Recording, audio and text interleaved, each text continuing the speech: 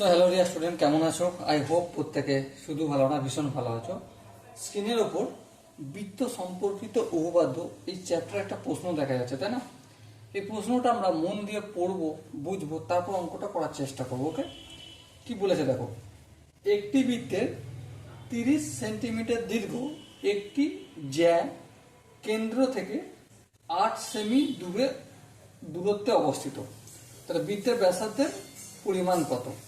চলো প্রথমে আমরা একটা কাজ করব, মোটামুটি একটা বৃত্ত অঙ্কন করার চেষ্টা করব। সাপোজ এই হচ্ছে আমার বৃত্ত, ঠিক আছে? বৃত্তের 30 সেন্টিমিটার দৈর্ঘ্যের একটা জ্যা, সেটা কোথায় অবস্থিত? কেন্দ্র থেকে 8 সেন্টিমিটার দূরে অবস্থিত। সাপোজ মনে করো এই হচ্ছে আমার জ্যা, নাম দিয়ে দিই এ বি, আর এখানটা কেন্দ্র, ঠিক আছে? এবারে বলো এই কেন্দ্র থেকে এই যে জ্যা, এটা যদি লম্ব সমদ্বিখণ্ডক অঙ্কন করি, লম্ব অঙ্কন করি, তাহলে এই যে ডিস্টেন্সটা টোটালটা ও, আর এখানটা নাম দিয়েছে সি। ও সি এর ডিস্টেন্স কতটা? দেখো বলে দিয়েছে 8 সেন্টিমিটার দূরে অবস্থিত, এই 8 সেন্টিমিটার দূরে লিখলাম। এবার দেখো সিটা কোন জায়গায়? এ বি এর মধ্যবিন্দু। হ্যাঁ, তাহলে এসিটা কতটা আর বিসিটা কতটা? এসি কতটা? এসি হচ্ছে আমাদের 30-এর অর্ধেক, তার মানে 15 সেন্টিমিটার, তাই না? আর এই দিকটা 15 সেন্টিমিটার, তাহলে টোটাল জ্যায়ের দৈর্ঘ্য কত হলো? 30 সেন্টিমিটার হলো। বেশ, আর এখান থেকে এখান পর্যন্ত মানে কেন্দ্র থেকে জ্যাকে যে জায়গায় ছেদ করেছে লম্ব যে সমদ্বিখণ্ডক, এটার ডিস্টেন্স কতটা? 8 সেন্টিমিটার।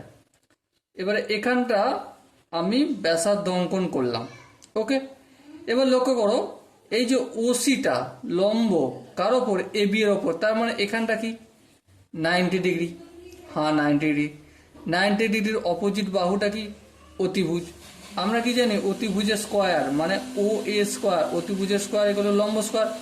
লম্ব স্কোয়ার মানে 8, 8 স্কোয়ার মানে 64, প্লাস 15 স্কোয়ার, 15 স্কোয়ার মানে 225। ওকে, 15কে 15 দিয়ে গুণ করলে পেয়ে যাবো 225। ওকে, তাহলে এবার দেখো ও এ সমান কত?